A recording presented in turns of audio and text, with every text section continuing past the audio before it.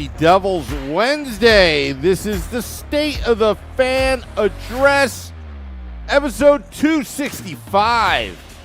Coming to you live from the Primetime Radio Studios in North Jersey and somewhere in this United States is the pucksandpitchforks.com editor-in-chief Nick Villano, streaming live on Facebook Live, YouTube Live, X Live, and Twitch on the Let's Go Devils Network.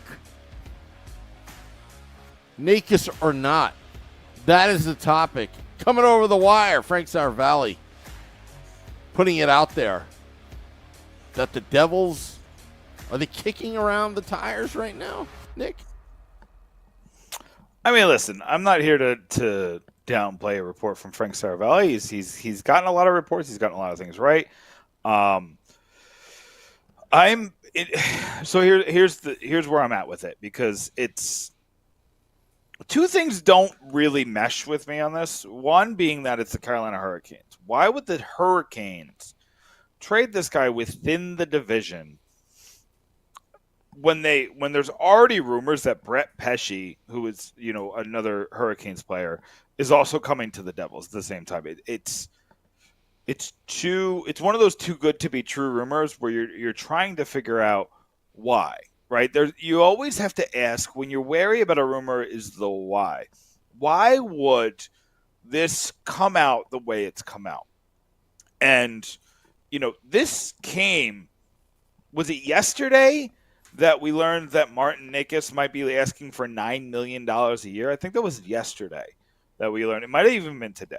The rumors are all starting to kind of blend together. But we learned that Martin Necas is looking for $9 million a year. And that's not going to do good things for your trade package, right? Like, teams are going to get scared away completely, and others are going to say, well, I was going to offer you a top 10 pick, but now I'm going to offer you a second-round pick because I don't want to pay $9 million to Martin Necas. And it sounds like this negotiation is going to be insane. And I don't want it to be insane. So I just think it's a little too convenient that the New Jersey Devils are the team tied to this, because they can't really afford another $9 million forward. They have they could next year. Immediately they could. But it's also Martin Necas is not Timo Meier. I don't even think he's Jesper Bratt. He's definitely not Nico Hischier or Jack Hughes, right? He's 2 or 3 tiers below these players. And I don't understand, I guess the argument is that you want to pay for future performance, but $9 million is not paying for future performance, right? That's what you give to a player who's proven himself already, and then you want to pay for future performance. Martin Necas he's fine, right? But he's also not that young. He's 25 years old, Sam. This isn't a guy who hasn't reached his ceiling yet. This is who he is. And would you be surprised, Sam, if I told you he's never hit 30 goals in a season with all the talk that's around him? When you said $9 million, I'm thinking $9 million AAV, I'm assuming. Yeah. I was like, when did inflation hit hockey salaries? Because that's ludicrous. I wouldn't even put him. Insane. I wouldn't even put him in the 7.5 range, to be honest. Right. He feels like a perfect bridge deal candidate. So this $9 million number is just ludicrous. It's ludicrous. This guy has 71 points once in his career. He had 28 goals and 43 assists in 2022-23. A great year for all the Hurricanes. It was also, Sam, his only season where he's played 82 games. Only one of his career. Now, pandemic stuff and, that and, just being a rookie in general, just not getting in the lineup all the time has impacted that. But when I'm looking at the numbers here, he was also I'm not a plus-minus guy. You know that. I think it's a garbage stat that we can still take advantage of. The Carolina Hurricanes, I'm just going to double check this because I want to make sure that I'm giving you the right numbers here. The Carolina Hurricanes finished with a goal differential of plus 63. Plus 63 was the team as a whole. One of the best goal differentials in the league. Better than the Rangers, better than the Bruins, better than the Maple Leafs. The only team in the Eastern Conference they weren't better than is the Stanley Cup champs, the Florida Panthers. By the way, congratulations to the Florida Panthers. Huge win by them. We appreciate keeping the cup in America. Go USA. We appreciate it. Sorry to our Canadian fans. We love you too, but we got to gatekeep the Stanley Cup as long as we possibly can because I do feel like... Well, I like to change the subject a little bit on that note because I'm the same way, keeping the cup in the United States.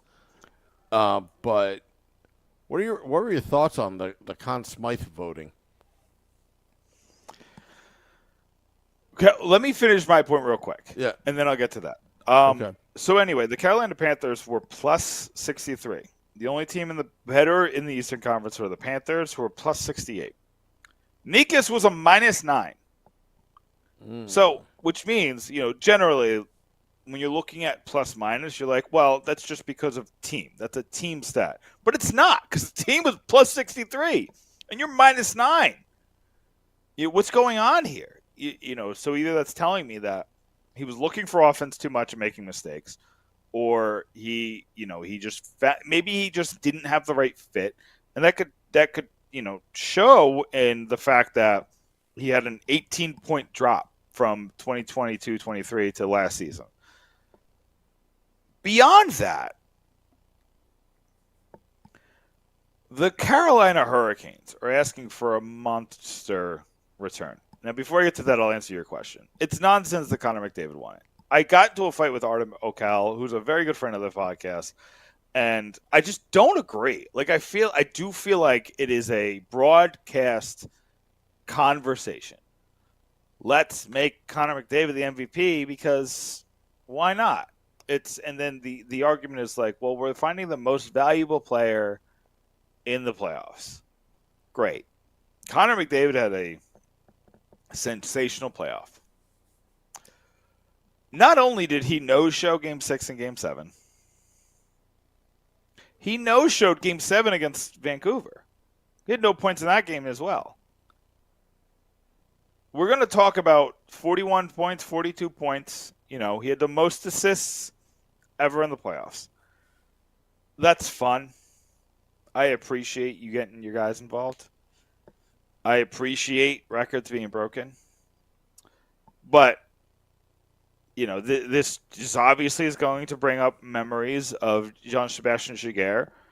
And that was devastatingly bad. Martin Brodeur had 7 shutouts in the playoffs that year. I believe that's still a record. I believe that record still holds. I thought it was more.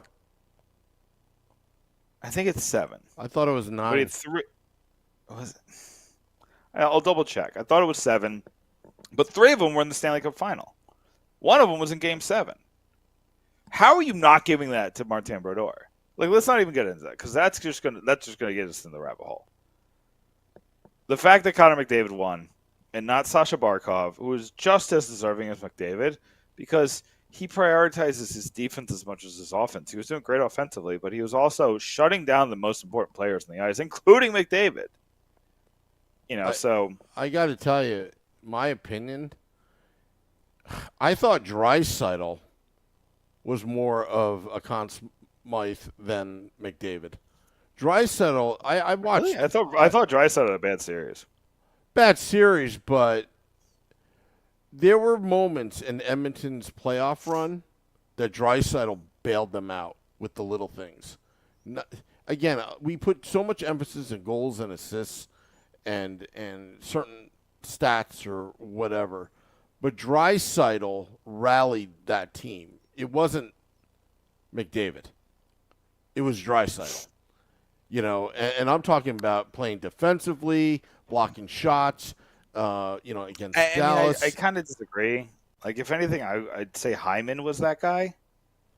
Hyman was doing a lot of those little things. He was, but Draisaitl there were some big moments. Again, I look at the game differently than most. Mm-hmm. I think Draisaitl was more impactful on his teammates playing better.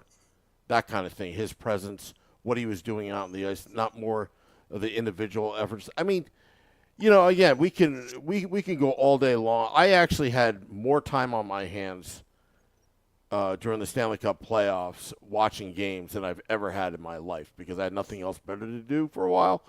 And I watched all those games, and it was, to put McDavid there, and not only that, again, I'm probably going to get in trouble saying this, and I probably should keep my mouth shut, but I have a real problem with the voters, the Professional Hockey Writers Association, because they're so out of touch with reality, and that goes with not voting in Stan Fischler into the Hockey Hall of Fame. So all these votes, we have a lot of I mean, all these votes. Okay, I respect what they do, but it makes me scratch my head. Is if you don't vote for McDavid, are you not going to get an interview or something? Because it's all public who you voted for, and I don't know. I don't know what the mindset, or am I just playing too much conspiracy theory on why it was so lopsided? And and is there a bias against to have Russian players not vote for McDavid? That didn't sit well with me either. Ryan S. Clark is my hero right now. He didn't even vote for the right guy, but yeah, I get the Bobrovsky conversation over Backrub at least, right? Because Bobrovsky at one point was having a historic playoff, right? He was up there with the top 5 greatest save percentages in playoff history. He had that one disaster game, so I think that's where he lost it, but he played against the Edmonton Oilers. Right. Yeah, this is an insane offense, especially on the power play. I think that has to be taken into account. But guys like Jim Matheson, and yes, I'm going to call somebody out by name. I usually don't do that, but Jim Matheson voting for only Oilers, you need to take the vote away. If you're going to, do you remember when Dan Le Batard let the fans vote for his Hall of Fame vote and they took his vote away? Mm-hmm. Do it. If you're not using your vote the right way, take it away. You don't deserve it. What are you talking about, baseball? So Dan Le Batard, the radio host of Miami, posted on, I think it was on Twitter, vote for who you think should be the 10 guys to go in the Hall of Fame, and that's who my Hall of Fame vote would be. And he made that his Hall of Fame vote. And the Hall, or whoever, the Baseball Writers Association of America, or whoever ends up being in control of that, I can't remember off the top of my head, they took away his vote. And honestly, rightfully so. He was using it as a publicity stunt. So I get it. Mm-hmm.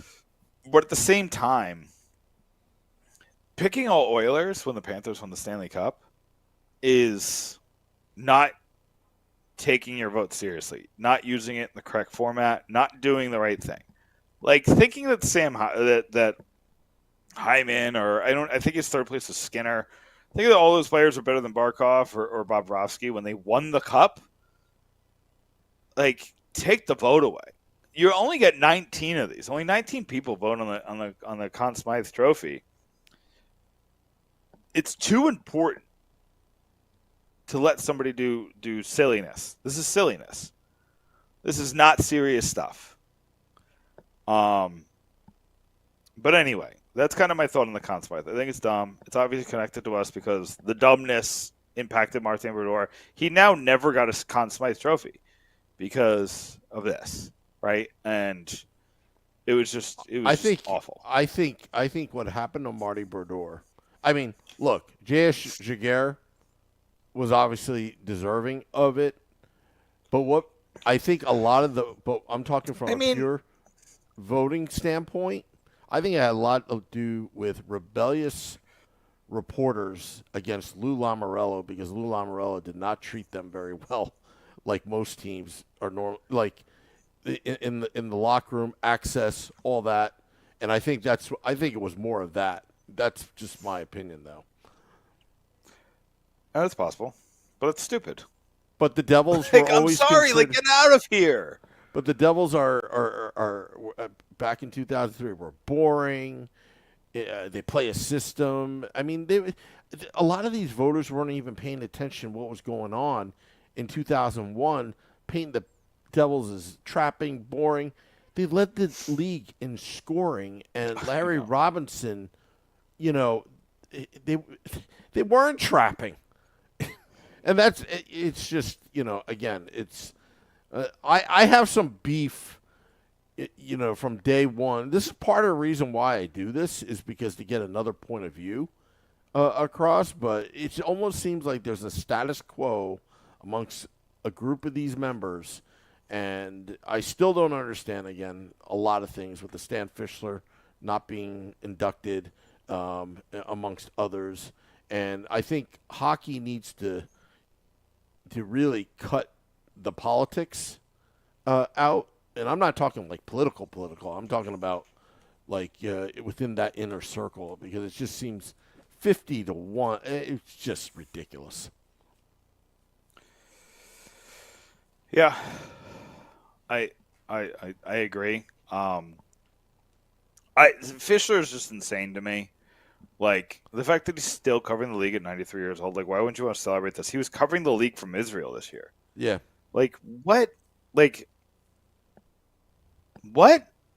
Like, how is he not in the Hall of Fame? Like, kudos to the U.S. Hockey Hall of Fame for putting our boy Stan Fischler in the Hockey Hall, but my man is still covering and, like, I know the insides of that, Sam. He's carrying the hockey news. Carrying it on his back at 93 years old. He might be even older than that now. And the fact that you don't put this man in the Hall of Fame, a man who's dedicated his entire life. Do you think he's blacklisted? Do you think he's blacklisted for some reason? For maybe some of the questions he asked Gary Bettman? No. He's been pretty hard on Bettman in the past. Something tells me something happened years ago, because Stan was like ahead of his time, even back in the 60s and 70s. And, there were probably some things that I don't know. That's a question I like to ask Frank Saravalli.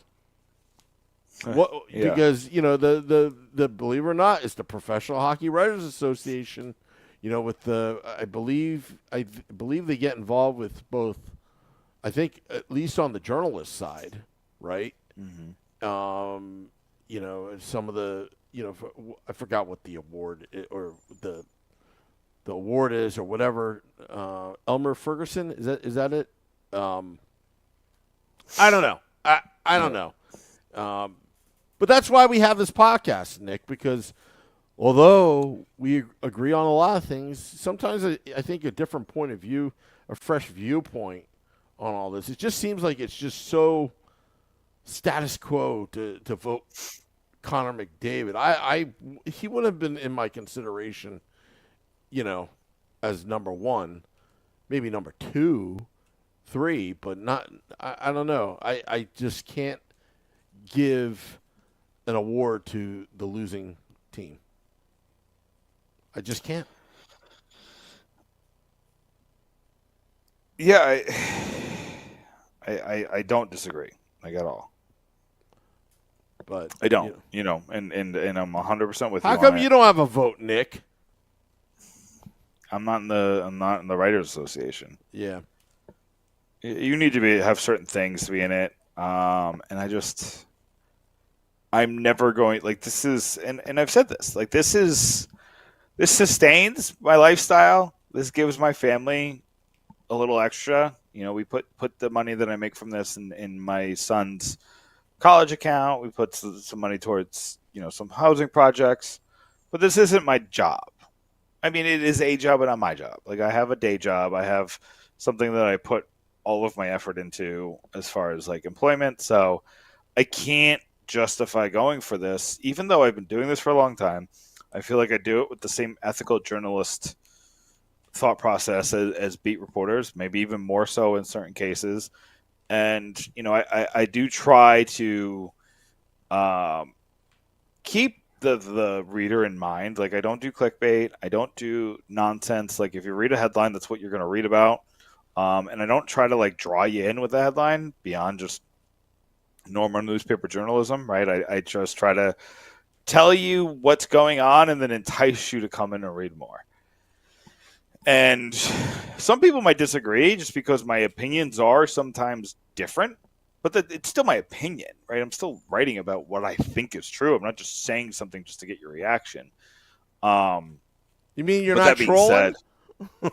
I used to do that on social media, but I've never done that, and I don't do it now because it's just not worth it.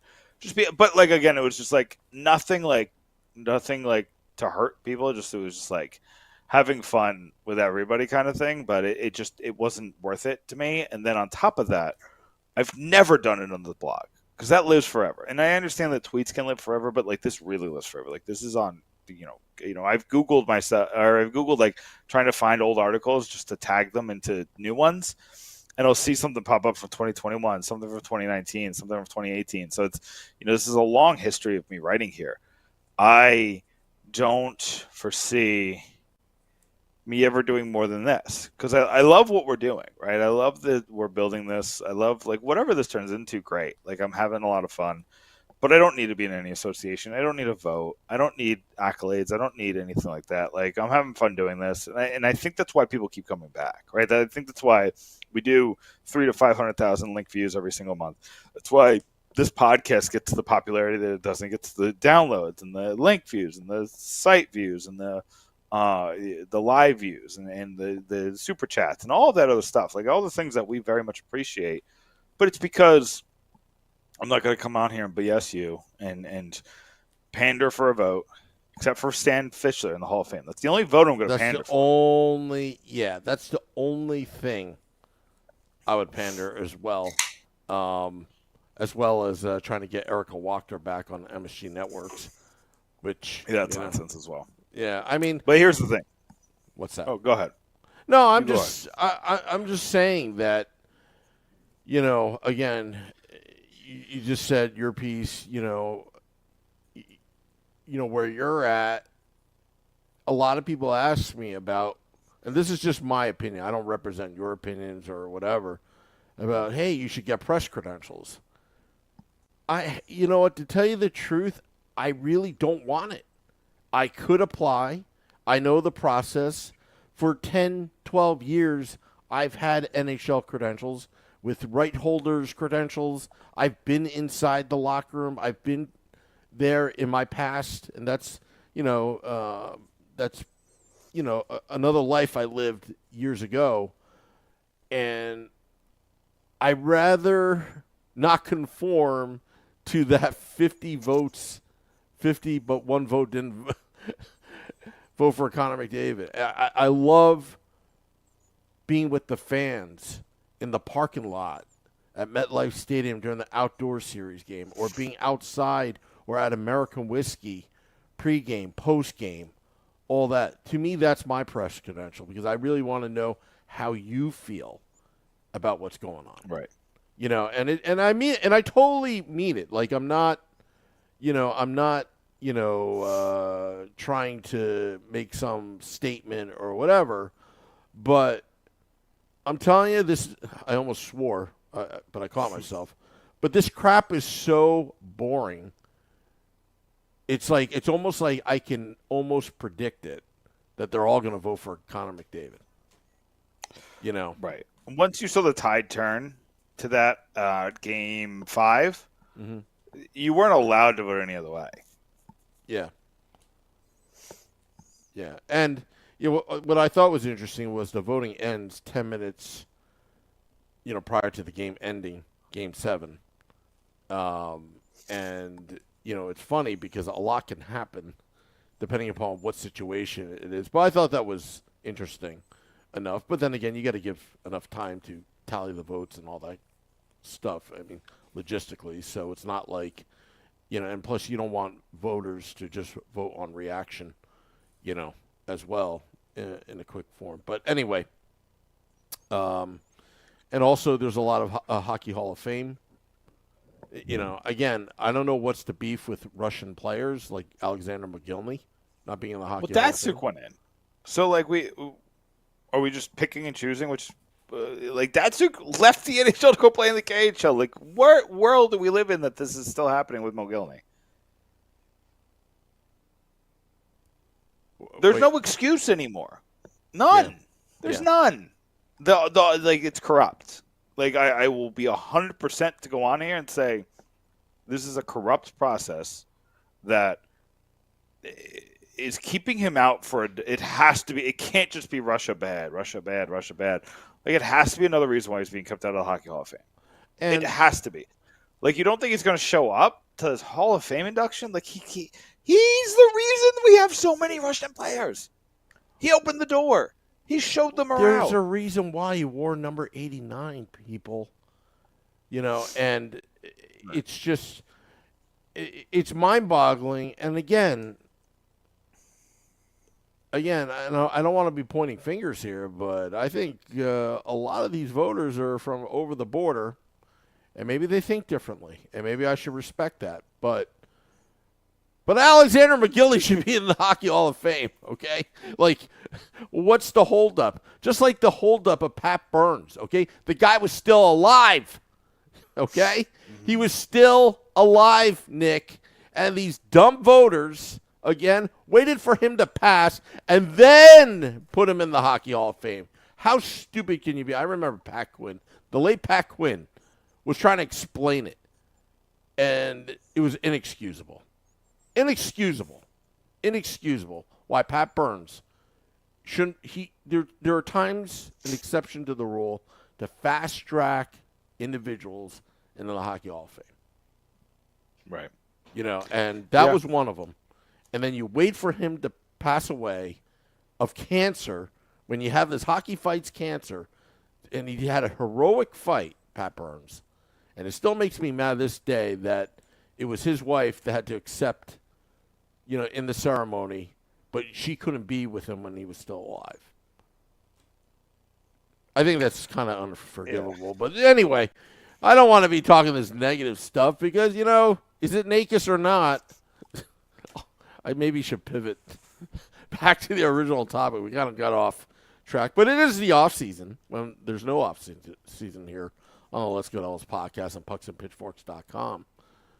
But so let's do something real quick. Yeah. Let's do a rapid fire. So before we talk again, unless I jump on a different podcast or jump on one of the shows that we talk about this, before we meet again, we will have seen the draft, prospect camp, on the first day of free agency, and likely, apparently, some trades. Are we going to see the NHL schedule? That's what I'm looking forward to. For next season? Yeah. I got a plan. I can't plan my vacations without looking at the games first. It usually comes out pretty relatively soon after all of this craziness. I like Ted's question. Anyway, what's Ted's question? Are we going to talk about the Fanatics jerseys? No, I don't care. Whatever. They're not devastatingly bad. They're selling a big game that they're better. I just love the article that's really a press release about the Fanatics jersey on ESPN.com. There's a lot of that. That's the conformity that I was kind of talking about. But here's the bottom line. Fanatics does not exactly have the greatest reputation, right? They are going to try Deservedly everything. so. Yeah, and they're going to try to turn it around. And I hope they're going to remember Hyundai? That car Hyundai used to be the biggest piece of crap. Worst ratings in Consumer Reports back in the early 90s. But towards the late 90s, they started to turn around their reputation, that they're improving, that they learned their lesson. And now Hyundai is probably, a decent vehicle that people buy, okay? Yeah. It's still around. And you don't hear them, exploding or whatever. And I'm hoping that Fanatics, for the sake of sports, because they now have Major League Baseball, whatever, those jerseys are horrible. I need a microscope to look at the name on the back of the jersey. I hope they get it right. Because if they don't, for the sake of sports, don't cheap out on this. Do it right the first time around with this deal. But we just saw what they did with the baseball jerseys. Like they've already had a shot at this. It didn't go well. And they blamed Nike too for the design. Like that's even better. Just point fingers at the previous manufacturer, right? Yeah, are we just going to hear about just complaining about Adidas? Who we all loved the Adidas jerseys. Yeah, they were fine. Like the Adidas Stadium Series jerseys go for like $1,000 because they're so desired. They're beautiful, and I wish I had my hands on one. Actually, we were busy that day. Actually, so I made the mistake because I thought, for whatever reason, Shorts Guy told me that coolhockey.com was the place to get your authentic jerseys and embroidered. So I go out and I get a John Marino authentic Adidas jersey, I'm expecting a tackle twill, whatever, stitched, perfectly, all that. And Shorts Guy gave me the intel on that. And I'm very particular with hockey jerseys. Like the places I used to send them out to are all out of business. So I don't even know where.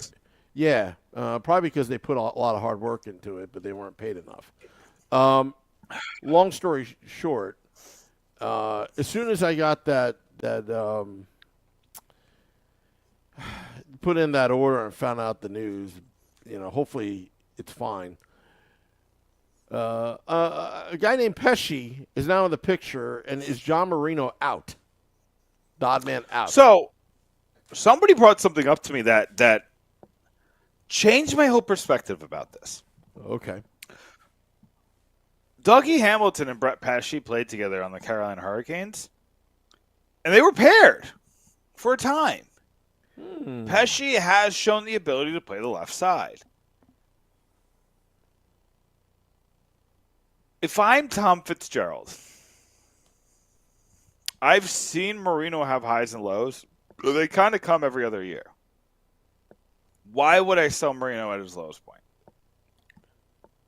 Why wouldn't I go into the season, make the cap work? And that's where this Necas thing goes to nonsense levels, because you can't really do that if you're giving Pesci $6 million. So now you have $10 million left. You're going to give $9 to Necas. That's where it doesn't make sense, and that's where they would have to trade Marino at the lowest point of his value, maybe since he got traded from the Penguins. Anyway, just reeling it back in. I think Pesci's a good player. I also think 6 years for a guy who's going to be 30, I think in the middle of the season, is too many years. And you're going to pay for that. Like, here's the thing. It's like we've seen this happen before, like with Andre Palat or with Mike Camilleri, or I'm trying to think of a defenseman who's like a good example. I mean, we've seen it like in the late 90s and early 2000s, but I'm trying to think of like a more recent example of like a defenseman who he was good when you signed him, but like you paid him too far into his later years. And like Pesci's good, but he's not good that translates to age, right? Like great shutdown defensemen don't last forever because your reaction time slows down as time goes on. And I just think you need more.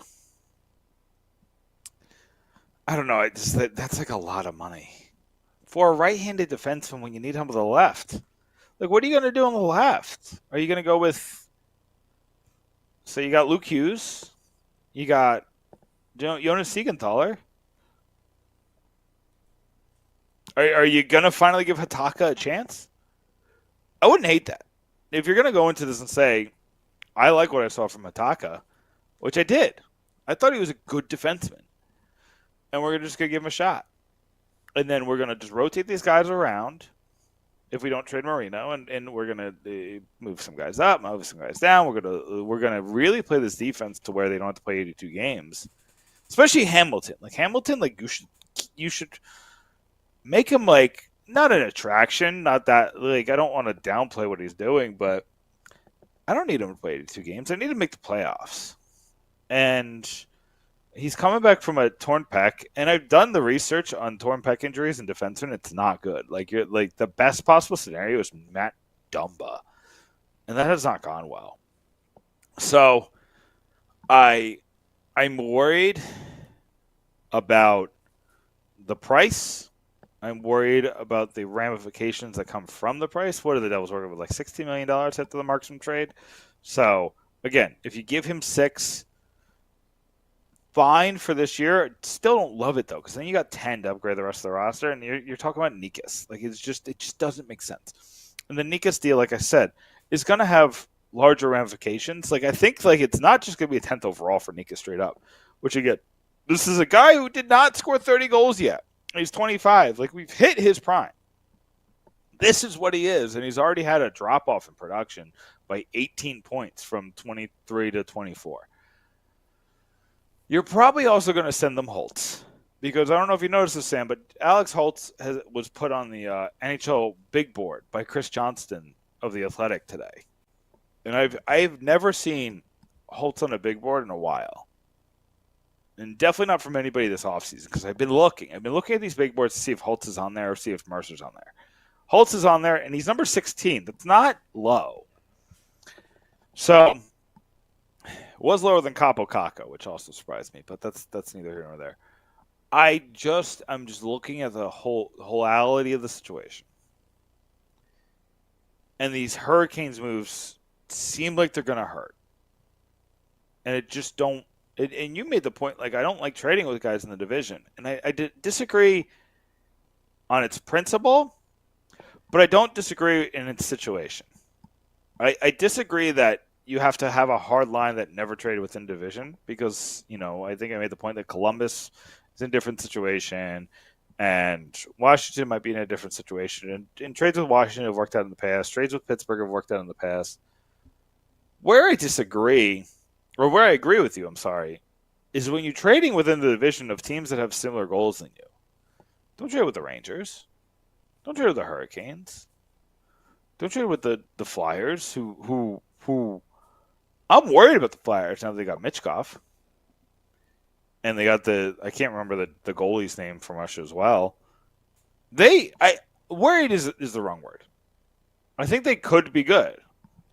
When you thought you were going to have another bad team. If they don't, if it's for Danny Briere to screw up, he ripped it down to the bare bones and did it his way. And I love everything I see. They were overachievers last season, and they got some great assets back by trade deadline. Yeah. And again, they're not, if they don't, hopefully for their organization, and I'm not cheering for them, but if they, James Dolan was on the same path, and then he got all pissed off with the Tom Wilson thing, and then completely just, beefed up. But you know what? Right now they have to win, and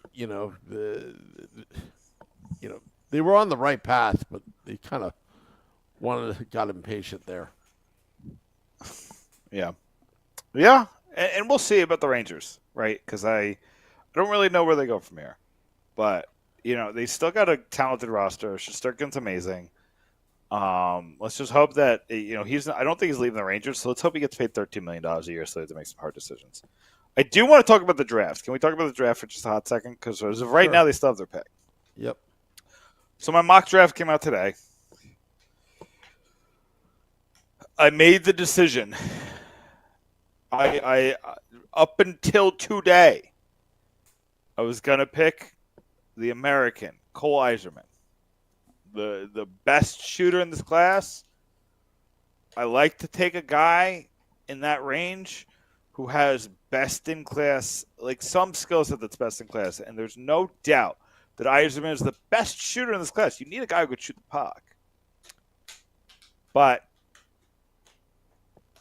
I did a lot of research. I asked a lot of sources. I started talking to my people who have scouts in different places, and I just don't see any tie to the Devils and Yzerman. And maybe it's a smokescreen. Maybe it's a tactic, right? We heard about the Denver Broncos like trying to get everybody off the scent of Bo Nix so they could take him.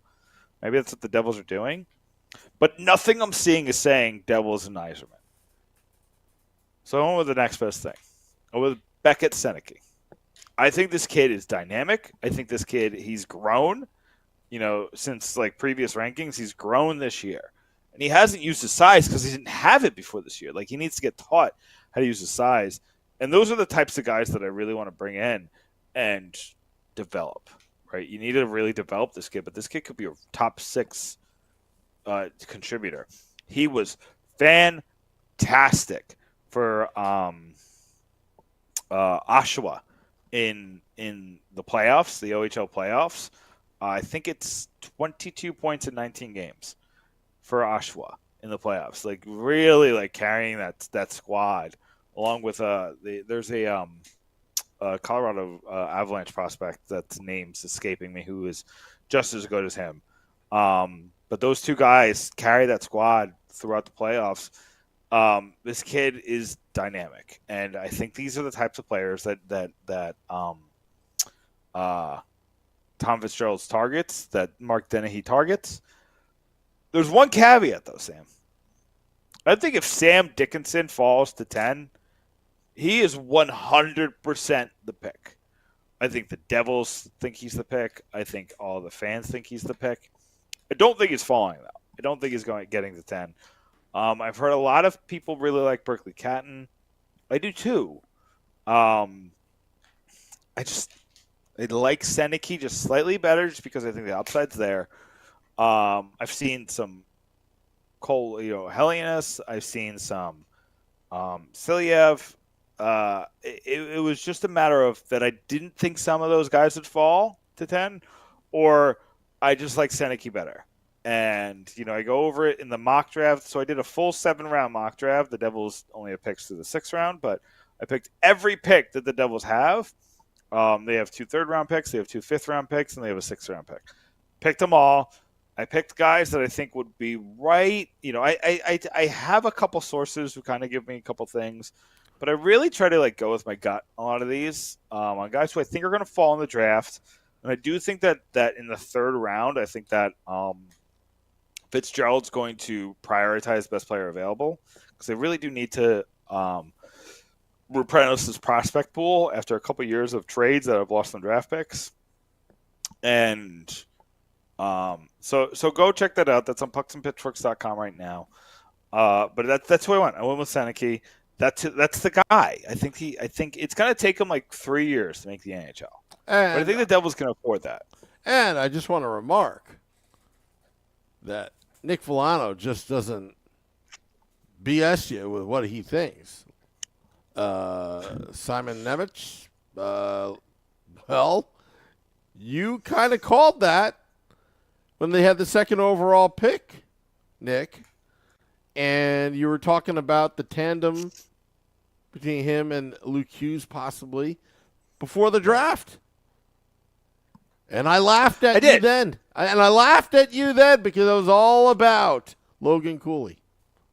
I still am. You were. And Cooley's going to be great. It was the conversation. So here's where the conversation was, is that we thought Juraj Slafkovsky was the pick. And I had major worries about Slafkovsky. Not that I didn't think he was talented, but I do truly think he was Capo Caco 2.0. Bust? It's too early to call Slafkovsky a bust. He looked a lot better last year, but he doesn't look like a top 5 player in that draft. He looks like a top 10 player. And you took him 1st overall. And the Devils were really going to take him 2nd overall. I wanted to point them that, listen, there's 2 guys top of this draft, Dorishik and Nemec, and I just like Nemec slightly a bit more. And I think he's proved that he can do that 2-way game.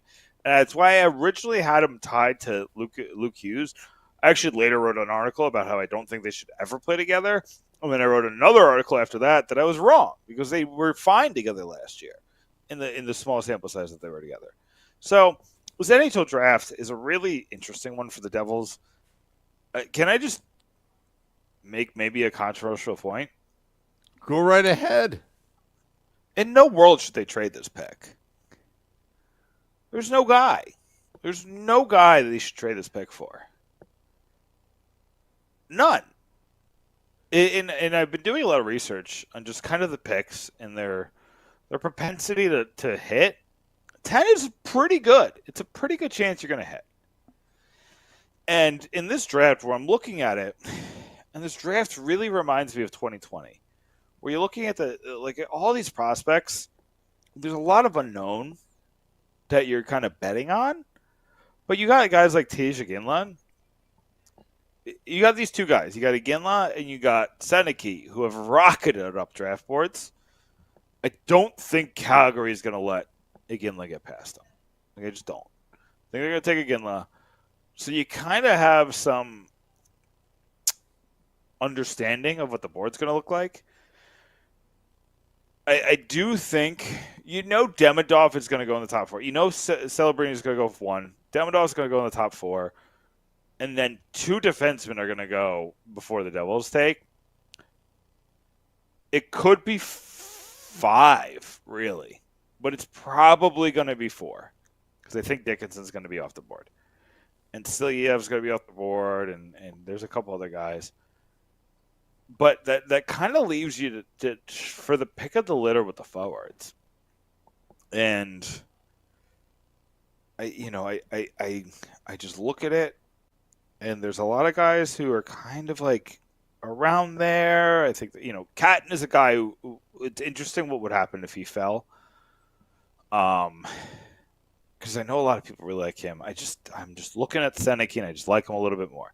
But then I've seen a lot of people who think Seneke is going to fall to the middle of the first round, like the 15 to 20 range. I don't know. Because a lot of people didn't have Mercer falling to where he did. So the draft is wild. It's insane. But there's some really fun third-round picks that could be NHL players. Did you know, Sam, though? I did the research. On average, about 10 third-round picks become somewhat of contributors within 5 years. It's not a lot. I looked in Nico Dawes' year. What was it, 2021? I think he got drafted. And he's like the most productive third-round pick of that year. Well, there you go. Yeah, I mean, third-round picks, goalies are where you get the most value with the picks, which is why Fitzgerald picks one every year, because it takes one to get a superstar. And I do have a goalie in the mock draft, so go check that out. pucksandpitchforks.com. Are you ready for plugs? Because I got quite a few. Keep on plugging away. Okay. So for those who like my stuff on Fansided, where we do these gigantic lists, I do have the 30 players I think could be traded this offseason. There's everybody. And this happened after the Markstrom, after Pierre-Luc Dubois, after all those big names. I had to replace them on my original list. So all those guys that came out on Monday on fansided.com, if you search for my name on fansided.com, that'll come up. So that's a hockey thing. I also ranked my 30 quarterback situations in the NFL this season. That's on there if you're looking for football. On pucksandpitchforks.com, we got some bangers. Mock draft is up there. I just told you about that. Guess what, Sam? While we were on this podcast, I wrote about Martin Necas. That's on pucksandpitchforks.com right now. Whoa.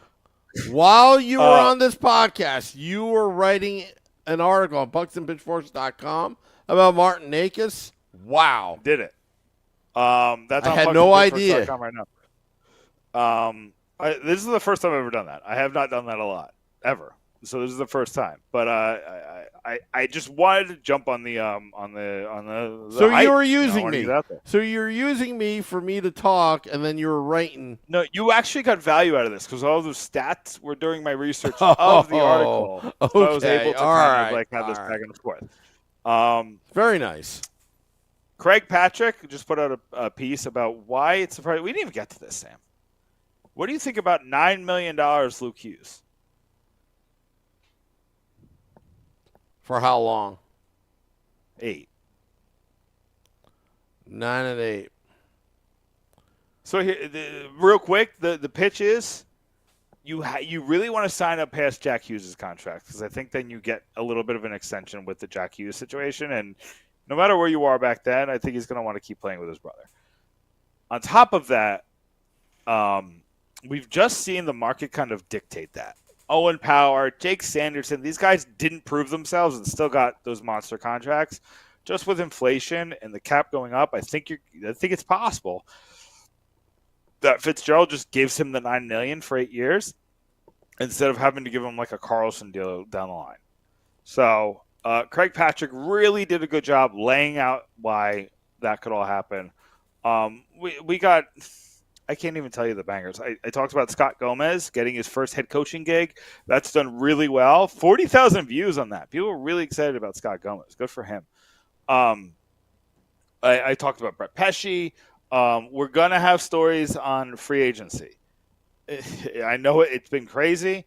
The draft is coming out, but we're going to have free agency stories for you to read this week. So that's going to come out over the next couple of days. And then I'm going to have reaction to the draft. I'm going to get all the guys to kind of get together and kind of figure out who's doing what reaction, but I'll have reaction to every pick. I really want to do every pick this year. It's been hard to kind of get it all together with everything that's happening in free agency. I'm going to do my best, Sam. I'm going to do my best to get a reaction on every single pick. I really hope we have that first round pick, though.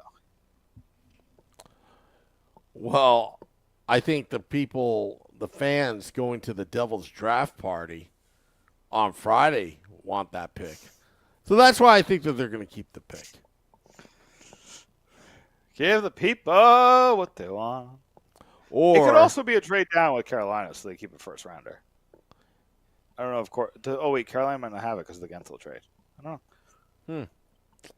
I don't know. For me to plug, I found out today that we're sold out of Crew Brew. Again? Yeah, so I'm going to get on the horn with Brian from Departed Souls. There's limited availability. Now, they were sold out of,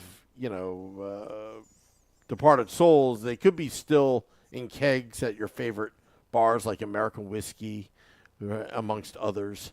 So, but yeah, joinourcrew.com. You never know where we will pop up next season. I can't wait for the schedule to come out. My wife is still upset with me that I drank it and she has not. So we got to get on that.